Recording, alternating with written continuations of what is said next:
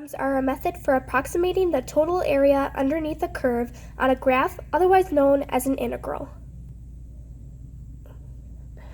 If the graph is increasing on the interval, then the left sum is an underestimate of the actual value, and the right sum is an overestimate of the actual value because it goes over the curve. And then if the curve is decreasing, then the left Riemann sum is an overestimate, and if the right Riemann sum is decreasing, then it's an underestimate because it does not meet the curve.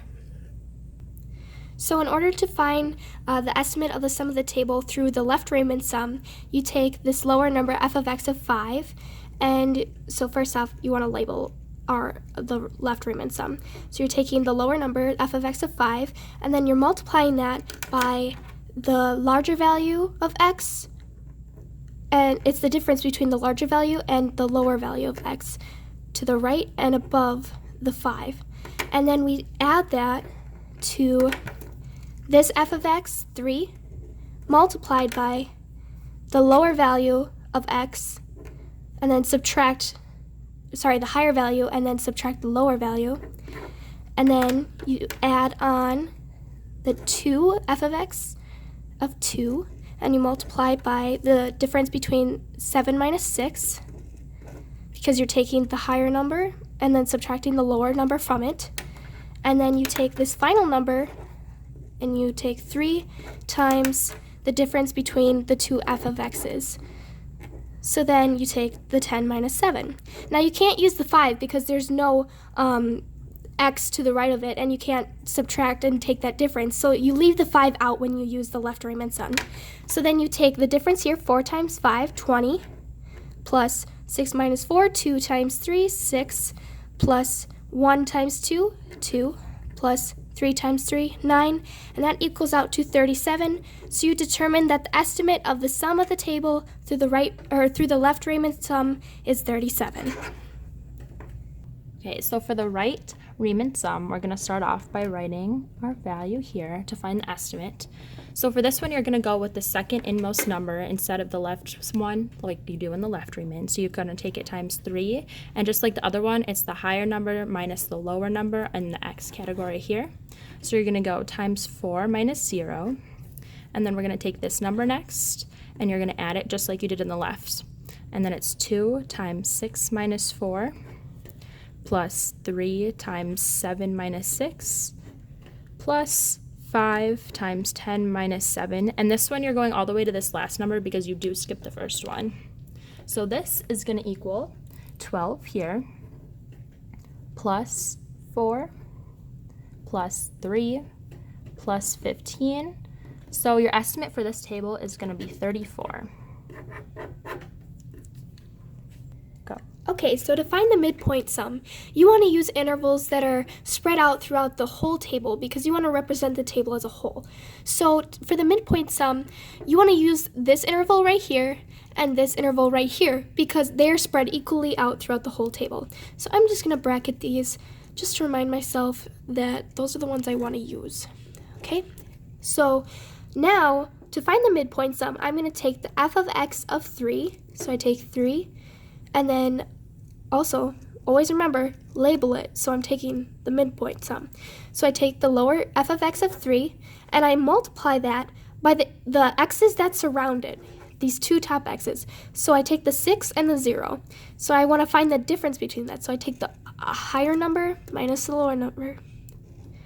Okay, and then I add this interval, this f of x of 3, and I want to find the two x's that surround it. So I take 10 minus 6, and then the difference here is 6, and the difference here is 4. 3 times 6, 18, plus 3 times 4, plus 12. So my midpoint sum would be 30. Okay, so the trapezoidal sum is definitely like the most confusing just because there's the most steps, but it's not as confusing as something. So what you're first going to do is start with your x values. You're going to take 4 minus 0, and you're going to divide it by 2. And then you're going to take times your bottom two values, the f of x underneath those two x values, and you're going to take 3 plus 5.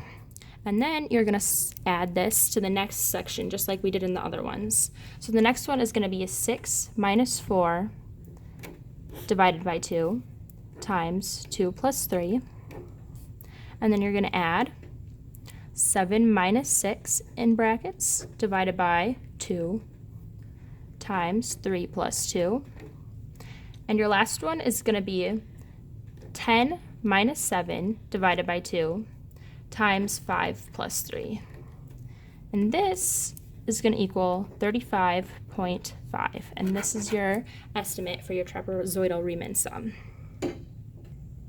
Okay, so here we have a problem. We're given this table and says a tank has a height of 10 feet. The area of the horizontal cross-section of the tank at height h feet is given by the function a, where a of h is measured in square feet. The function a is continuous and decreases as h increases. Selected values for a, h are given in the table above. Use a left Riemann sum with the 3 intervals indicated by the data in the table to approximate the volume of the tank. Indicate units of measure. So here we're going to be using the left Riemann sum as indicated right here. And we're going to take this bottom a of h, so 50.3, and we're going to multiply that by the difference between the number above and the number just to the right of it. So we're going to take the difference between these two, obviously the larger number on top, so 2 minus 0, and then we take 14.4, and we take that times 5 minus 2, and then we finally take adding 6.5 times 10 minus 5 because you want to find that difference there. And then for this one, taking this, you end up having 176.3 feet cubed, because remember it's the volume, so you want to make sure you incorporate that through the left Riemann sum. So volume equals 176.3 feet cubed, and that's the estimate of the sum of the table for the volume. Okay, so we're going to do another AP Calc question that could show up on the test. So we're going to do B, and B says, using correct units, explain the meaning of this integral in the context of the problem. Use a trapezoidal sum with the 4 subintegrals indicated by the table to estimate the integral. So first, what we're going to do is we're going to write down our integral because that's what we're solving for.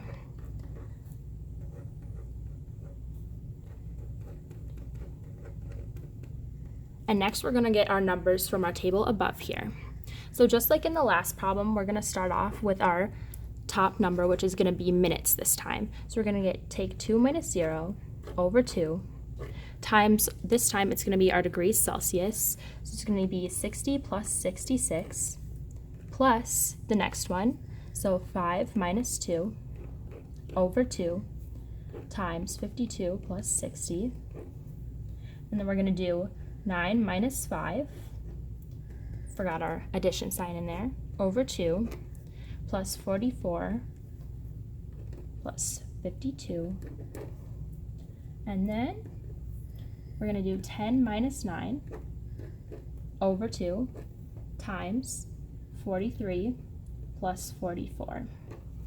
It's a little crammed in there. So our answer for this table, we have to take this divided by 10 because up here we have the 1 over 10. So instead of timesing it by 110, we can just take all this over 10. So the answer for this problem is going to be 52.95. And then we're going to explain what this means, which is the first problem, first part of this question. When you're doing the test, you want to make sure you answer both and all of the problems. So this means, in the context of the problem, it represents the average temperature in degrees Celsius of the T over the water over the integral of 0 to 10, which this is like your time. Okay, so back to my problem of using the table to when we solved that left Riemann sum. Now it's asking, does the approximation in part A overestimate or underestimate the volume of the tank? Explain your reasoning. So it tells us that we are looking for the left Riemann sum. So going back to our graphs here, we're only going to look at these top graphs. So then we determine it's going to be either an underestimate or overestimate.